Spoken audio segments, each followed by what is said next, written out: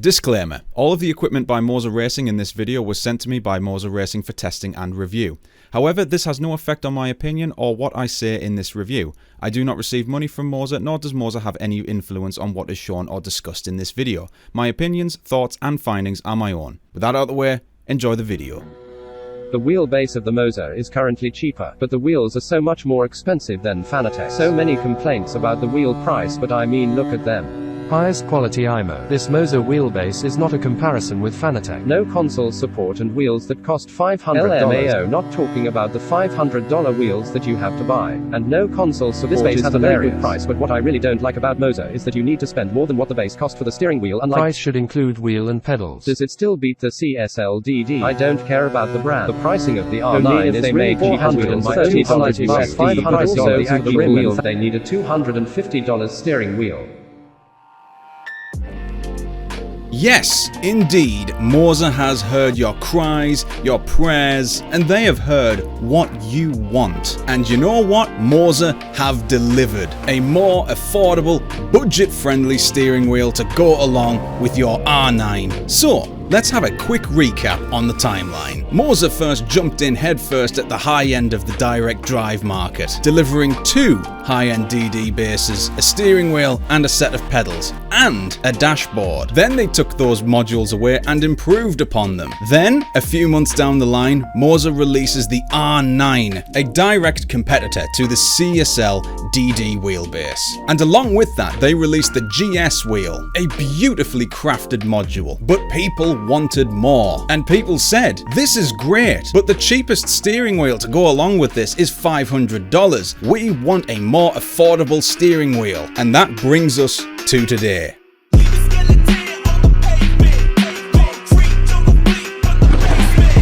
Oh, wait a minute. That's the wrong one. Hold on. There we are. The brand new Moza CS. Now, because this is a more budget-friendly steering wheel for the mid-tier grade of the market, the thing that you want to know most of all is its price. This steering wheel is €270, almost half the price of Moza's other offerings. Yes, they did indeed listen, and boy, is this a handsome wheel. Wait, what? That wheel is identical to the RS wheel, but for half the price. What is going on here? It's true, it is near enough identical to the RS wheel, but there are some differing details. What Moza have done here is strip the RS wheel down to the very essentials. For example, there are no dual clutch paddles, there are fewer buttons, and there is no horn. What Moza have done is they haven't taken anything away that you need. The things missing from this wheel that you get on the RS wheel are more of a luxury item. Do you need dual clutch paddles? No. Do you need a horn? No.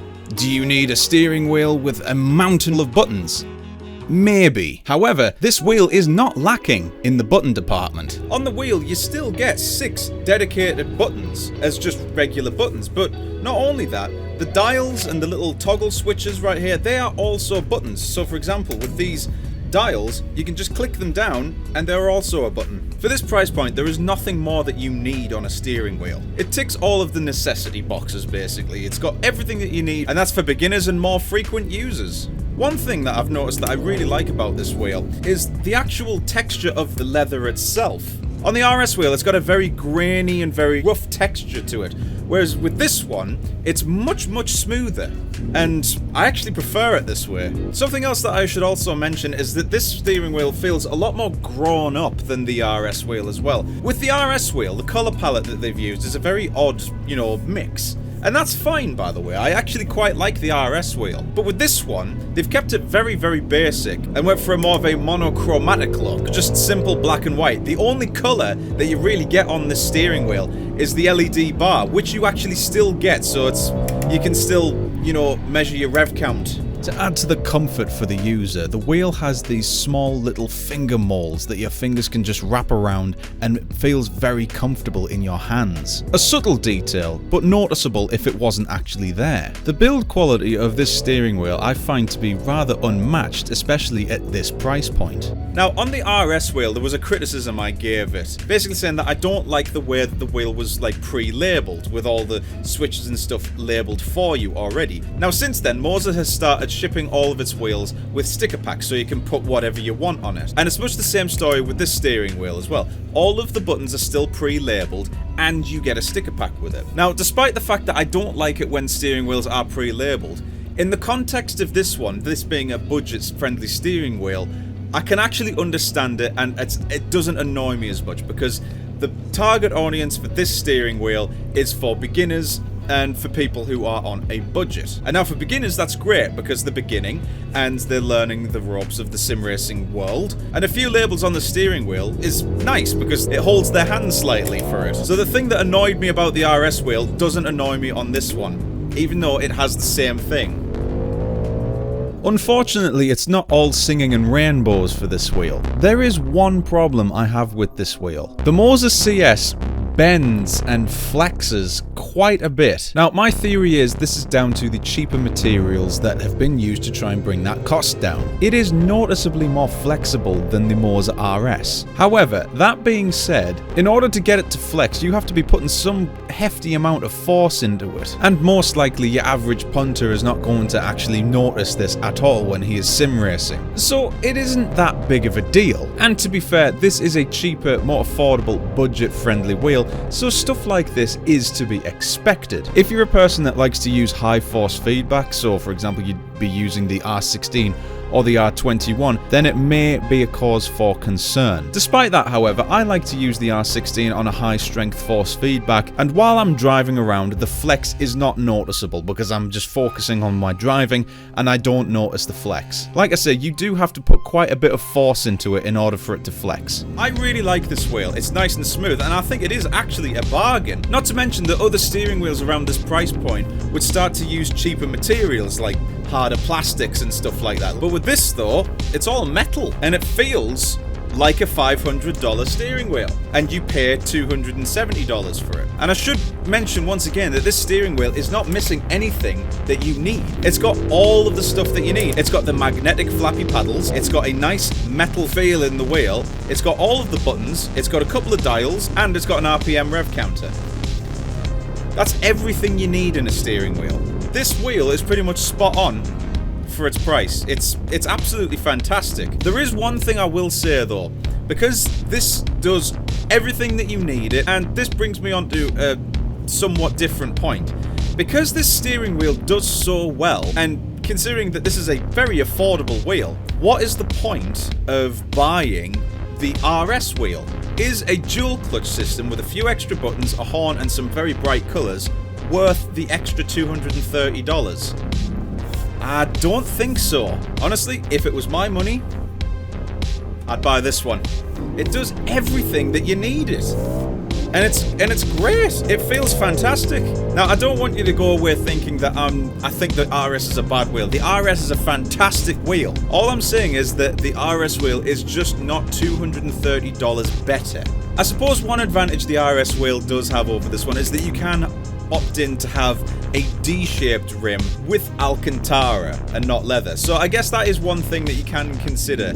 Honestly, there is no feeling or experience you can get on the RS wheel that you cannot get with this steering wheel. I've just went into a dead end here.